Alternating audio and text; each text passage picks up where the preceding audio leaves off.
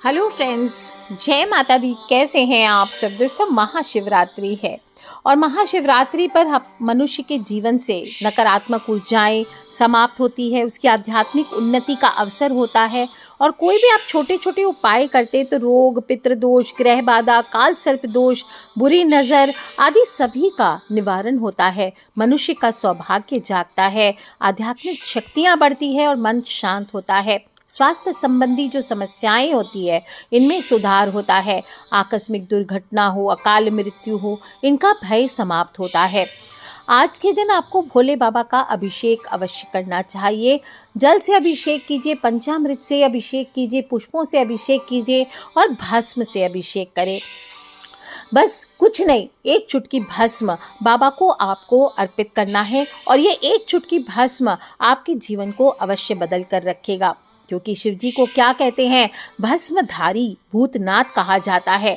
हमेशा अपने शरीर पर भस्म रमाते हैं और भस्म चढ़ाना मोक्षदायी माना जाता है। भस्म क्या होता है? मृत्यु का प्रतीक मानते हैं, जो हमें अहंकार, माया, नश्वरता इनसे मुक्त होने का संदेश देता है। और यही भस्म शिव जी का परम श्रृंगार है। भगवान शिव अपने ललाट पर त्रिपुंड भस्म लगाते हैं और जो 3 गुणों सत्व, रज और तम के नियंत्रण का प्रतीक है। और जब मनुष्य त्रिपुंड धारण करता है, भस्म लगाता है, तो क्या होता है? उसके अंदर का जो अहंकार है, उसके अंदर की जो वासना है, जो मोह है, उसका नाश हो जाता है। दोस्तों, कहते हैं जब समुद्र मंथन से हलाहल विष निकला था तो भगवान शिव ने उसे ग्रहण कर लिया था और उनकी ऊर्जाओं को नियंत्रित करने के लिए देवताओं ने उनके शरीर पर भस्म लगाया था, जिससे उनके शरीर का ताप संतुलित हुआ। अतः भस्म भोले बाबा को बहुत ही प्रिय है। तो इस बार आप महाशिवरात्रि पर जल के साथ साथ एक चुटकी भस्म आप लोटे में डाल लीजिए और उससे आप अभिषेक कर सकते हैं। या ऐसे ही जिस प्रकार से आप देखते ही होंगे टीवी में महाकाल का अभिषेक होता है, भस्म अभिषेक आदि, इस प्रकार से आप उनका अभिषेक कर सकते हैं। क्योंकि पंच तत्व का भी प्रतीक है, हमें याद दिलाती है भस्म कि शरीर नश्वर है और अंत में पंच तत्व में ही विलीन होने वाला है। कैसे करना है? जल्दी स्नान कर लें, समय से शुद्ध वस्त्र पहने। पहले आप जहाँ पे भी घर पे शिवलिंग है तो घर पे शिवलिंग की तैयारी कीजिए अभिषेक करने की। अगर आप किसी मंदिर में जाना चाहते हैं तो वहाँ मंदिर में आप जाने की अपनी तैयारी कर लें। और थोड़ा सा 1 लोटा जल, उसमें 2 बूंद गंगा जल, गुलाब जल हो तो श्रेष्ठ है, नहीं तो सिर्फ 2 बूंद गंगा जल अवश्य डालें। और पंचामृत एक कटोरी में बना लीजिए। दूध, दही, घी, शहद, गंगा जल सब मिला करके आप वो पंचामृत एक कटोरी में बना लीजिए। थोड़े से बेलपत्र, पुष्प, आपको भांग धतूरा मिलते हैं तो वो ले लीजिए, आकड़े का पुष्प मिलता है तो वो ले लीजिए। ध्यान रखें, अभिषेक के दौरान आप जब अभिषेक शुरू करेंगे या भोले बाबा के पास मंदिर जाएंगे या वहाँ पूजा प्रारंभ करेंगे, आपके मन में एक ध्वनि ओम नमः शिवाय, ओम नमः शिवाय, ओम नमः शिवाय ये चलती रहनी चाहिए। और अगर आपको महामृत्युंजय मंत्र आता है, ओम त्र्यंबकम यजामहे सुगंधिम पुष्टिवर्धनम उर्वारुकमिव बंधनान् मृत्युर्मुक्षीमामृतात्, तो आप उसका जाप करें। शिव पूजन आपको करना है।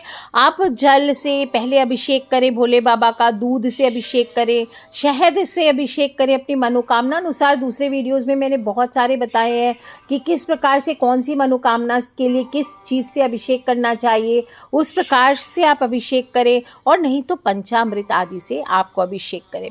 इसके बाद शुद्ध जल से फिर से आपको अभिषेक, पंचामृत स्नान कराने के बाद शुद्ध जल से अवश्य अभिषेक करना चाहिए। और फिर आपको एक चुटकी भस्म चढ़ानी चाहिए। चंदन का तिलक चढ़ाइए, इत्र चढ़ाइए, फूलों से श्रृंगार कीजिए। दोस्तों, भस्म आप कैसे करेंगे? भस्म बनती कैसे है? आप चाहें तो घर में भी बना सकते हैं। गोबर के कंडे से पहले ही तैयार कर लीजिए। अगर आपको गोबर के कंडे प्राप्त होते हैं, भस्म या धूप जलाने के बाद उनको जला लीजिए, तो जो वो जलने के बाद जो रिमेन्स रहेगा वो भस्म होती है। या फिर जो आप अगरबत्ती की जो रिमेन्स होती है, अगरबत्ती आप घर में अगर जलाते हैं और या धूप जलाते हैं तो उससे जो बचा हुआ राख होती है उसको भी आप भस्म की तरह यूज़ कर सकते हैं। और पहले भोले बाबा को जब आप भस्म चढ़ाएंगे तो आपको अपने मस्तक पर भी अवश्य भस्म लगानी चाहिए। गोबर से जो बनी हुई भस्म होती है ये आपके शरीर की गर्मी को भी नियंत्रित करती है। वात हो, पित्त हो, कफ दोष हो, इनको संतुलित करती है। क्योंकि भस्म में बहुत सारे एंटीबैक्टीरियल गुण भी होते हैं। तो आप इसको त्वचा पे लगाइए, इससे त्वचा का इन्फेक्शन भी दूर होता है, मानसिक शांति मिलती है।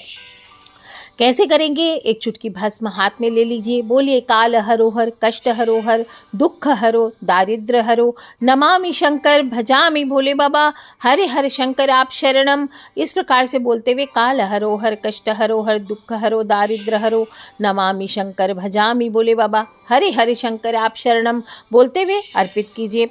एक चुटकी फिर से लीजिए भस्म, काल हरोहर कष्ट हरोहर दुख हरो दारिद्र हरो नमामि शंकर भजामि भोले बाबा हरे हरे शंकर आप शरणम। इस प्रकार से पहले आप भोले बाबा को अर्पित कर दीजिए भस्म 3 बार कम से कम, और इसके बाद अब भस्म को 3 उंगलियों से त्रिपुंड के रूप में आप अपने भी मस्तक पे लगाएं।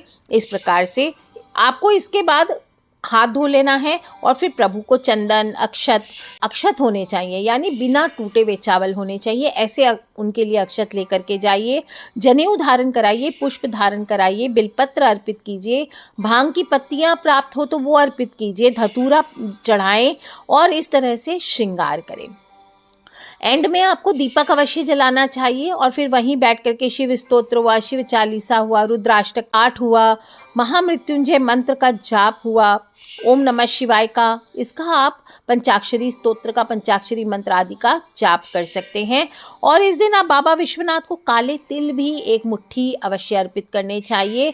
अगर आपने जीवन में जाने अनजाने बहुत सारे पाप किए हैं तो आज 1 मुट्ठी काले तिल आप भोले बाबा पे अर्पित कर दीजिए। ओम नमः शिवाय का जाप करते हुए आपके पितृदोष से भी आपको एक प्रकार से मुक्ति मिलती है, शनि दोष भी समाप्त होता है और पाप जो भी कर्म जाने अनजाने आपने किए हैं वो आपके दूर होते हैं। दोस्तों, कुछ बातों का ध्यान भी आपको रखना है कि शिवलिंग में जब आप पूजन करते हैं तो कुछ चीज़ें आपको नहीं चढ़ानी चाहिए। जैसे अक्सर मैं बताती हूँ, शिवलिंग पर आप नारियल हुआ, बहुत लोगों को मैंने देखा है नारियल चढ़ा देते हैं, नारियल, सिंदूर, हल्दी, तुलसी, है ना, केतकी के पुष्प, शंख से जल, ये सभी वर्जित चीज़ें हैं, भोले बाबा को नहीं अर्पित करनी चाहिए। हमेशा तांबे के लोटे से या चांदी के बर्तन से उनको जल अर्पित करें।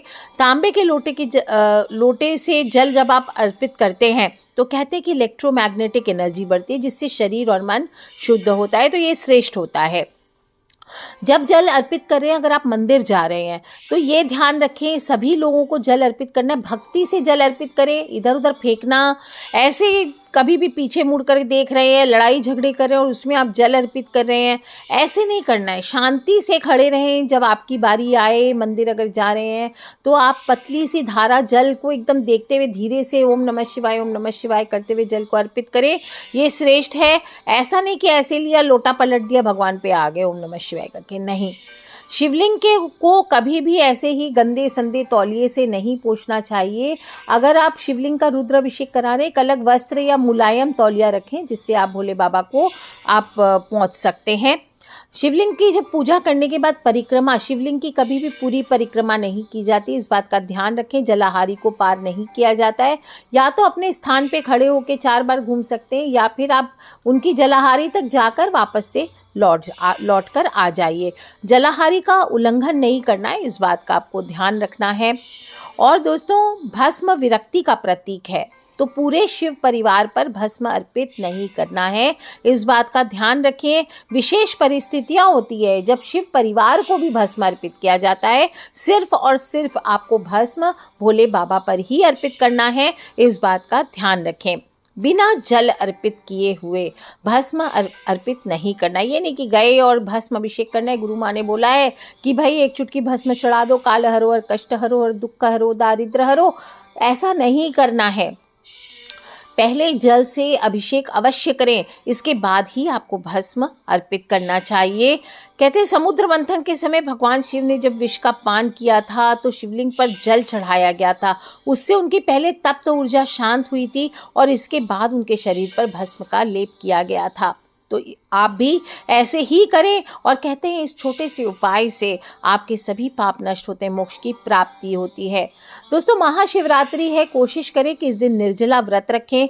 नहीं भी व्रत रख सकते हैं तो फलाहार करें, और वो भी नहीं कर सकते तो कम से कम सात्विक भोजन करें, और तामसिक भोजन तो बिल्कुल भी प्याज, लहसुन, मांस, मदिरा आदि का सेवन आपको नहीं करना है, त्याग करना चाहिए। हो सके तो इस दिन थोड़ा दान भी अवश्य कीजिए। काले तिल, कंबल, गुड़, तिल के लड्डू, ये आपको गरीबों को दान करना चाहिए। और कुछ नहीं कर सकते दोस्तों तो बस एक चुटकी भस्म आप घर में ही हाथ में लीजिए और बोलिए, काल हरो हर, कष्ट हरो हर, दुख हरो, दारिद्र हरो, नमामि शंकर भजामि भोले बाबा, हरे हरे शंकर आप शरणम। दोस्तों एक एक चुटकी करके भस्म अवश्य चढ़ाइए। आप देखेंगे भगवान शिव की कृपा से आपका भाग्य चमक उठेगा।